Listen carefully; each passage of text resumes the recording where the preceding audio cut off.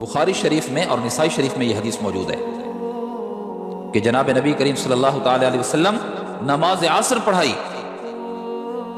اور پھر نماز پڑھانے کے فوراً بعد تیز تیز تشریف لے گئے گھر کی جانب،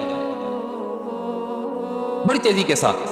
صحابہ کرام کو تعجب ہوا، پریشان ہوئے کہ خیر ہو اللہ کے نبی عصر کے بعد بیٹھتے تھے، یا جانا بھی ہوتا تو آرام کے ساتھ تشریف لے جاتے، اتنی تیکھے اور تیزی کے ساتھ چلے ہیں، کہیں کوئی پریشانی کی بات نہ ہو اللہ کے نبی صلی اللہ علیہ وسلم کو آپ کے گھر میں، یا آپ کو کوئی تکلیف نہ ہو کہ فوراً تشریف لے گئے۔ صحابہ کرام اس فکر میں بیٹھے ہوئے ہیں۔ اللہ اکبر، تھوڑی دیر کے بعد نبی علیہ السلام واپس تشریف لائے۔ صحابہ کرام کے استفہامیہ نگاہوں کو بھانپ گئے کہ صحابہ پوچھنا چاہتی یا رسول اللہ خیر تو ہے؟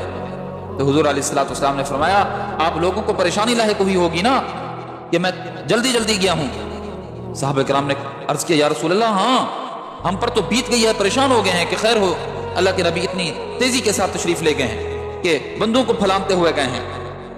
تو حضور علیہ السلام نے فرمایا نماز کے اندر مجھے خیال آیا، میرے گھر میں سونے کا ٹکڑا رکھا ہوا ہے جو غربا کے لیے تھا، تو نماز کے اندر خیال آیا کہ وہ رکھا ہوا ہے مجھ محمد کے گھر، جو دینا ہے غربا کو تقسیم کرنا ہے، بانٹنا ہے۔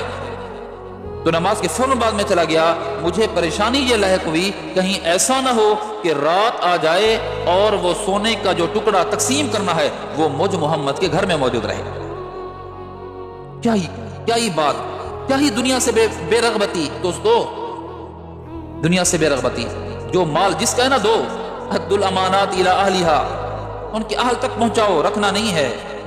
یہ دنیا سے بے رغبتی ہے، کہیں رات مجھ محمد پر گزرے اور وہ جو تقسیم کرنے والی چیز ہے وہ میرے گھر میں موجود رہے، میں محمد اس کو برداشت نہیں کرتا۔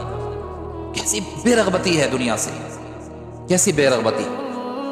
ہم انہی کے نام لیوا ہیں میرے دوستو، حرص و ہوس میں اتنے کہیں آگے مجموعی طور پر امت چلی گئی ہے کہ حلال اور حرام کی تمیز نہیں رہی کہ کیا چیز حلال استعمال ہو رہی ہے، کیا چیز حرام استعمال ہو رہی ہے۔